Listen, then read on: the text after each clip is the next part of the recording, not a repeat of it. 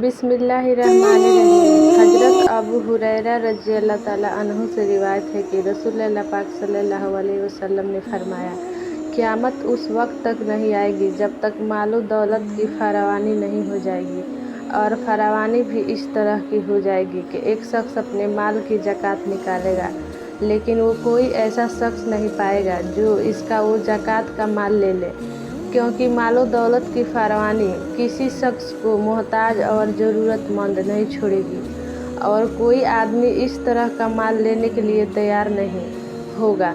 और क़यामत उस वक्त तक नहीं आएगी जब तक कि अरब की सरजमीन बागो बहार और नहर वाली यानी बेहिसाब मालो दौलत फराहम करने वाली नहीं बन जाएगी। मुस्लिम शरीफ की रिवायत है। मुस्लिम में से ही एक और रिवायत में यूँ है कि क़यामत उस वक्त तक नहीं आएगी जब तक कि इमारतों और आबादी का सिलसिला अहाब या यहाब तक नहीं पहुँच जाएगा। यानी मालो दौलत की फरावानी इस तरह होगी कि चारों तरफ पानी की मानित बहती फिरेगी और लोग अपनी ज़रूरतों हाजत से कहीं ज़्यादा दौलत के मालिक होंगे।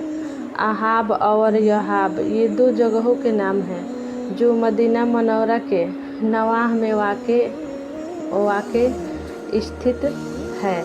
दूसरी रिवायत के मुताबिक इन अल्फाज से ये वाहिद करना है कि आखिर ज़माना में मदीना मनौरा में इस कदर इमारतें तामीर होगी कि इनका सिलसिला शहर के इर्द गिर्द और नवाही इलाकों तक पहुँच जाएगा।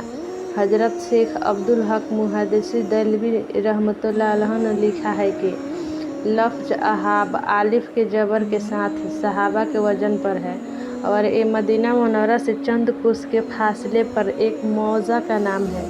नीज ये लफ्ज़ अलिफ के जेर के साथ ही मनसूब है। क़यामत का सिलसिला। क़यामत इस्लाम में जिस तरह अल्लाह, रसूल, कुरान पर भरोसा किया जाता है, उसी तरह आखिरत के दिन पर यानी क़यामत पर भी भरोसा किया जाता है। कुरान के अनुसार भी क़यामत का दिन निश्चित है और इस दिन दुनिया ख़त्म हो जाएगी। कुरान के अनुसार क़यामत के दिन वह मुर्दों में भी जान फूंक देंगे और तब तक हश्र के मैदान में उनसे उनका हिसाब किताब किया जाएगा। क़यामत के दिन ना बाप बेटे का होगा, ना भाई बहन का, इस दुनिया की कीमती से कीमती चीज़, और ना ही किसी की सिफारिश तब तक किसी इंसान के काम आएगी। केवल अच्छे अमाल और इस्लाम के बातें और सुन्नत तरीक़ों से ज़िंदगी गुजारने वाले इंसानों को ही जन्नत में भेजा जाएगा।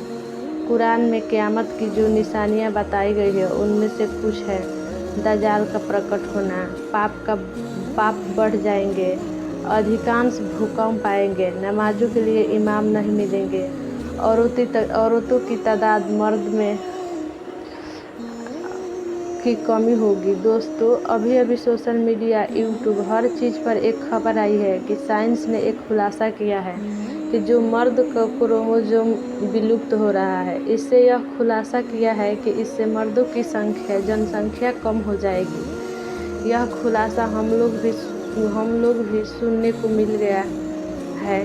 वह दिन दूर नहीं जब हम यह भी देखें कि एक मर्द 50 औरतों को रहबर कर रहा है, 50 औरतों को संभाल रहा है। दोस्तों, आज सब इतना हम लोग गुनाहों में बिजी हो गए हैं, इतना गुनाह कर रहे हैं कि हमें अपने गुनाहों की कोई खबर ही नहीं।